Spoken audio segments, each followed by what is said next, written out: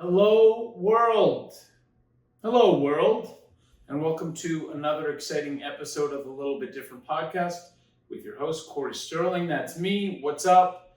I hope everyone is good wherever in the world they may be listening to this. It's a real treat for me to have a chance to sit down and chat with you and share some ideas about living life a little bit differently.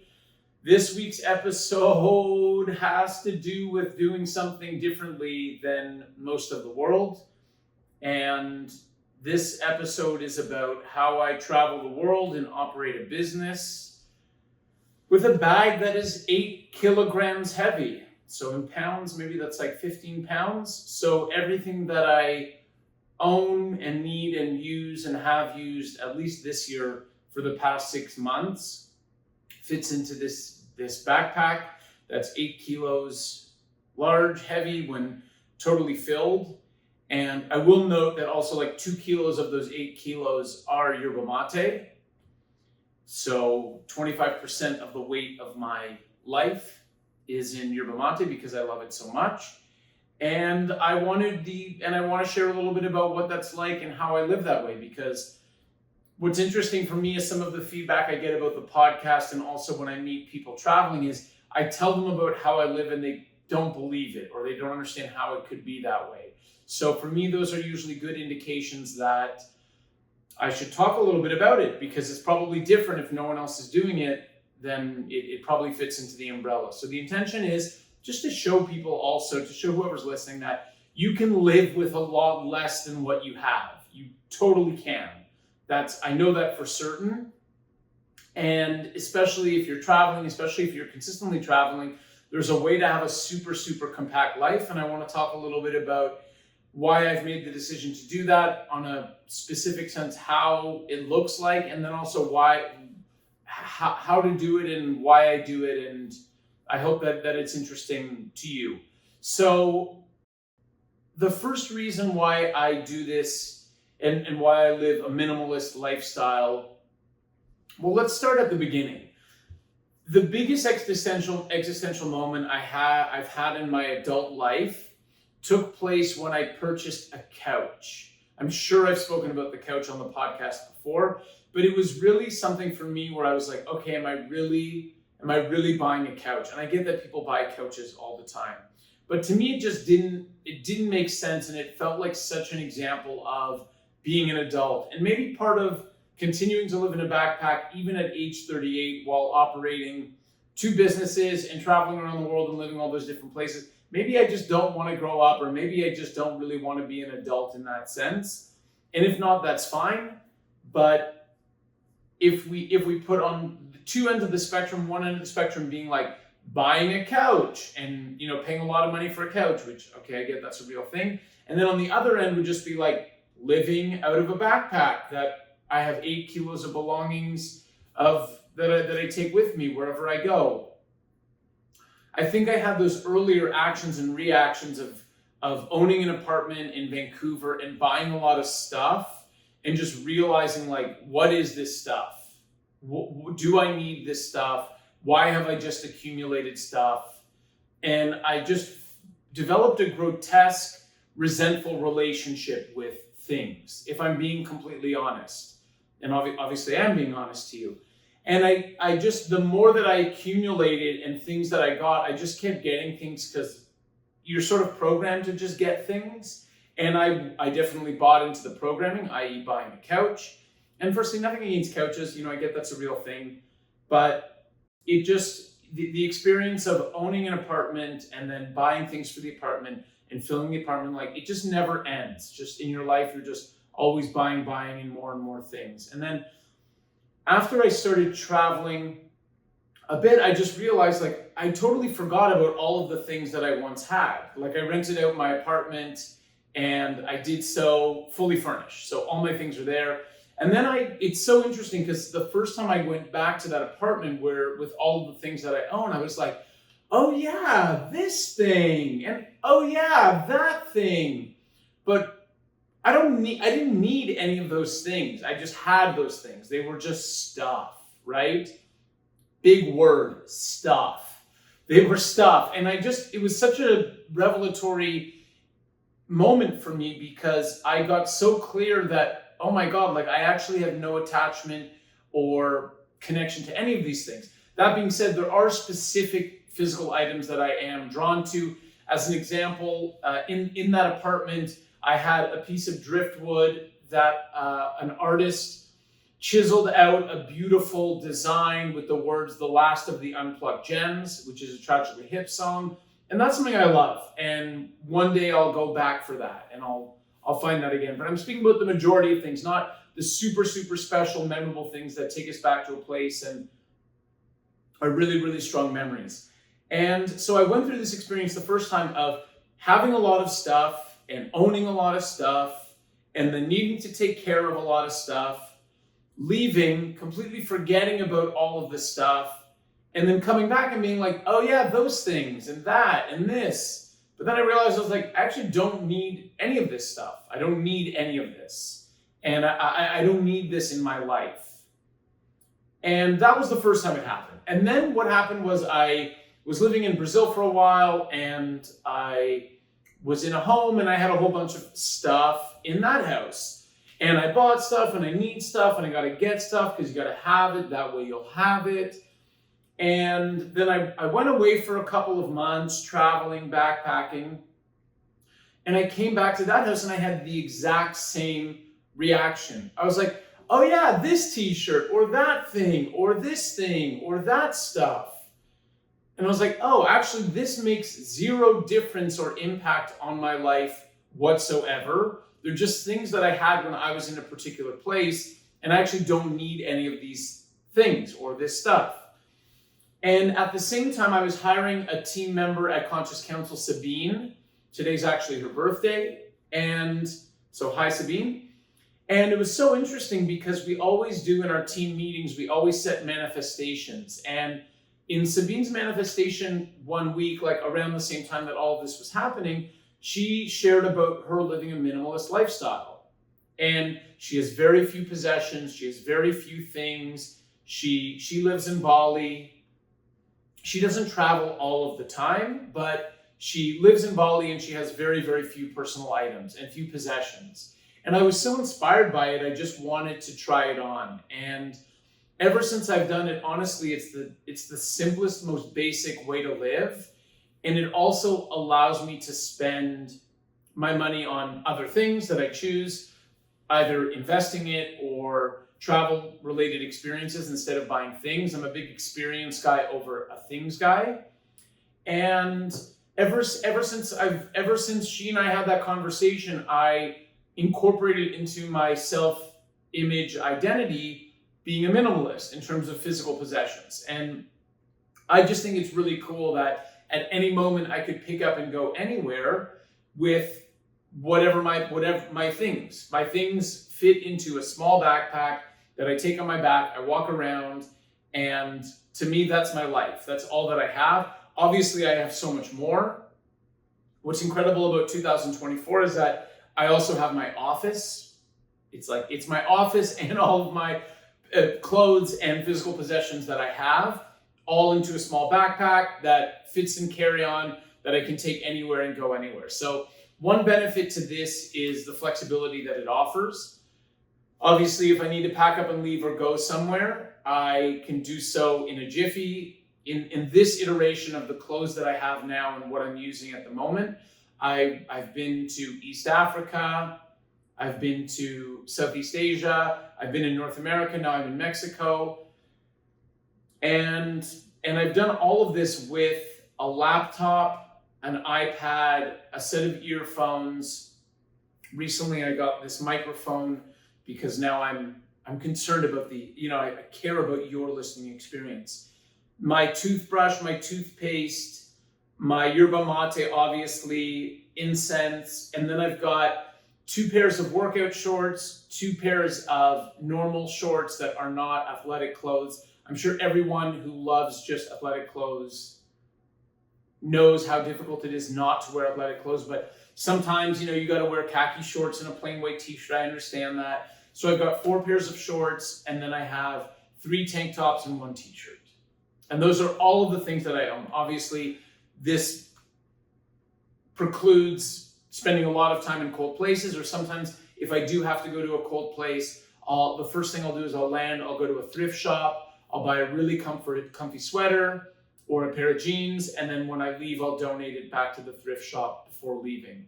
And that's sort of how I keep everything really balanced. I have one pair of sandals and one pair of shoes. When you go to the gym, they make you wear shoes, which I'm still on the fence about that. But those are really all of my possessions and all of the things that I have. And that's my entire life.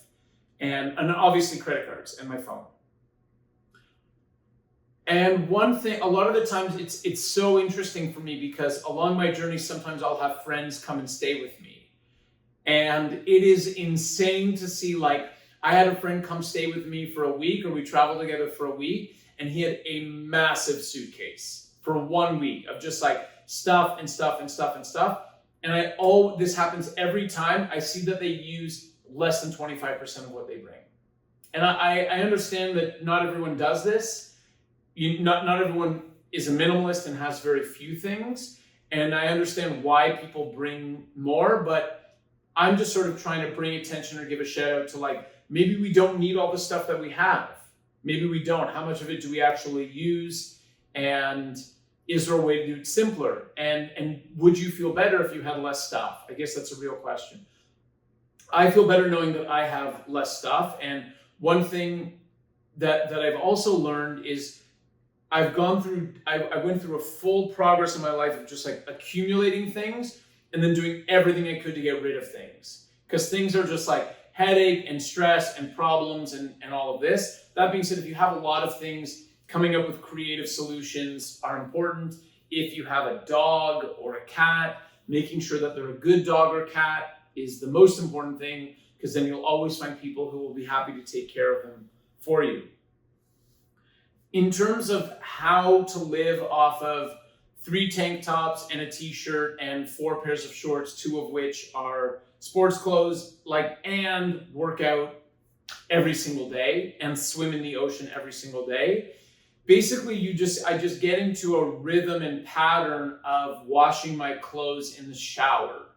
So I don't know if this is a super taboo subject or like something that we're not supposed to do, but I will almost on a daily basis, in the evening or in the late afternoon, I'll shower, I'll wash all of them, I'll wash whatever clothes I need to wash, I put them out, and then the next morning they're dry and they're ready to be worn again.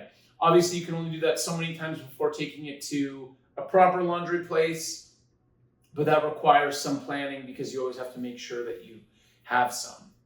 So that's, when I tell people that I am a lawyer and I travel around the world with a backpack and I wash my clothes in the shower, they really don't believe me and they don't really have to, but it is something that I do. And what it's taught me really is that we need so much less of material goods than we think that we need. And I can dive into that a little bit more. And I've had this revelation consistently in my life, especially over the past couple of years, through a variety of experiences, either in work or in personal life or in travel, where I noticed that what I actually need to be happy and to be the best version of myself is much simpler than what I make it out to be. I don't need a lot of stuff. I don't need a lot of things. I don't need the latest clothes. I don't need to look a certain way. I need to feel a certain way. And maybe it's trite to say that part of why I'm a minimalist externally and with material goods is because internally I work so hard to cultivate an attitude of gratitude, an attitude of appreciation, an attitude of satisfaction, and an attitude of presence. And what's so amazing in my experience of what I found is if we can really focus on building that, you'll realize that so many of the external factors or material possessions become so absolutely irrelevant. And I also want to say that I'm single, so I don't have a girlfriend or a partner at this particular time. And I always had a story of thinking like, oh, if I'm going to meet a really cool girl, then I need to look really good, or I need to have really cool clothes, or I need to blend in with what is happening around me and look like everyone else, or look a certain way, look like I am successful, or look like I'm cool, or look like I'm with it. And all of the most wonderful and incredible connections I've made have been wearing my simple tank top with my shorts that I've, washed the night before or didn't wash the night before, that I worked out in the day before, and I'm wearing them 2 days in a row. Okay, yes, I do that, okay? Are you happy? You got it out for me. Sometimes I wear shorts 2 days in a row and go to the gym in them.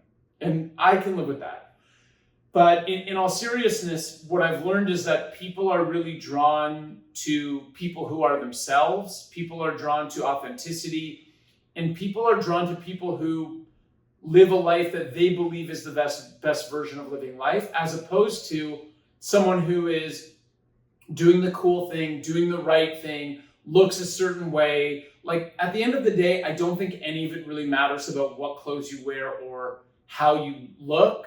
I think all of it is about the energy that you have and the confidence that you have in yourself to be yourself.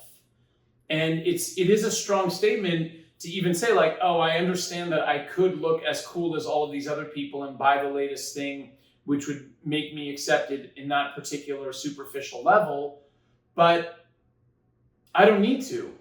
And this is me. And sometimes I go for dinner and I'm reading a book and I don't have nice clothes, or maybe there's a stain on my khaki shorts. I have been meaning to get new khaki shorts now that I think out loud about this. And what I want to say is that that's what works for me. That's what's important for me. What's important for me is to own what I have, to be really proud about what I have, to be intentional about what I have, and for that to be enough for me, and for me to be okay with that being enough. Now, up to this point, you might think, oh, Corey, you hate nice clothes, you hate this, you hate that. I don't hate any of that stuff. I don't care. And one of my best friends dresses really nice and has a lot of material possessions and just like always has good gear. Like, his nickname is Gear, because whatever the situation is, he'll buy the latest thing to have the coolest thing. But also that's an authentic expression of himself. That's who he is. He has that stuff because it lights him up and it excites him to have that stuff. Whereas for me, it lights me up and excites me not to have stuff. And neither way is better than the other. But the point is, however it is that we're living, we should just make sure that we're living in a way that represents who we are and what we want and how we want to be. And so living a minimalist lifestyle and having very, very few possessions is an active choice that I take. And it's something different that I do that not a lot of other people do. But it's very humbling and it's very important to me. And I can't see myself having a different sort of lifestyle anytime soon where I just accumulate things, because I realize that I don't need things. The more t-shirts I have or this or that, to me doesn't make a difference. And anytime I return home to my parents' home in Toronto, I'll just be in my room and I'll open the closet and it's just like, there's a bunch of stuff. And here's a bunch of stuff that I completely forgot about and has no utility in my life. And okay, now maybe if I'm going for dinner, I can wear a different t-shirt than the t-shirt that I'm wearing now. But none of that's important to me. And so I guess in distilling this and trying to come away with some deliverables and anything that might be beneficial to you who's listening about why did I record this and what's the point? Living a minimalist lifestyle for me is highly advantageous and beneficial because I love traveling, but also because I have realized through my own personal experiences in alignment with myself that having things does not factor into the formula of my happiness and fulfillment. The more things I have does not make me happier. The more clothes I have does not make me happier. The newer and nicer things that I have does not make me happier. Obviously, anything related to work, i.e. phone, computer, are imperative to have high-end quality goods, which support me because that's my livelihood. But outside of that, old secondhand sunglasses, old tank tops, clothes that I wear all the time. That's what I'm totally cool with that. I don't need to look a certain way, but that's also because I've just gone through experiences of a cycle of getting stuff, having stuff, holding on to stuff, buying stuff, spending money on stuff, realizing like, oh, I actually didn't need or want that stuff at all. And my introduction to you, what I'd love to introduce as a thought is looking at your life and thinking about what are the things that I need and what are the things that I do not need, right? Maybe it's always going to be that you want the clothes and you want the gear and you want the latest this and you want a certain type of material possession. That's great. And maybe you also realize like, oh, actually what I don't need is these other things. And any time in our lives that we can evaluate why we do something and how we do something, it can be so powerful in shining a light and awareness about who we are so we have a deeper understanding of ourselves. And the reason why I wanted to share this topic about having a minimalist lifestyle and very few clothes and how I do it and why I do it is because for me it has been really helpful to go through this process of understanding, why do I live this way? How do I do this? Does this actually make sense? And it just happens to be radically different than most people. And anytime I'm at an airport, I see it. Like, I don't know how long people are going away for. I don't think they live on the road or travel, but they just have a lot of stuff. And even my friends who come visit me have a lot of stuff. And there's nothing wrong with stuff. But again, the point of inquiry here is, how can you minimalize something in your life that you don't need? And what does that look like? And what sort of person could you be if you were able to take that step? I know for myself, the ability to pack up, go anywhere at any time, and always have my entire life on my shoulders is something that's really important to me. And that's why I've built and done things that particular way. So I hope that this has been beneficial. Maybe you found it interesting. For me, it's my reality. It really is how I live my life with 8 kilos, 6 kilos minus the 2 kilos of Yerba Mate, which are non-negotiable. And just the exploration of that thought of, what do I have? Why do I have it? Do I really need it? And I hope that you enjoy going through that and think about it. So thank you so much for your attention and for your time. And I think there's one other thing. Oh yeah, whatever you do, stay different. Big love. Peace.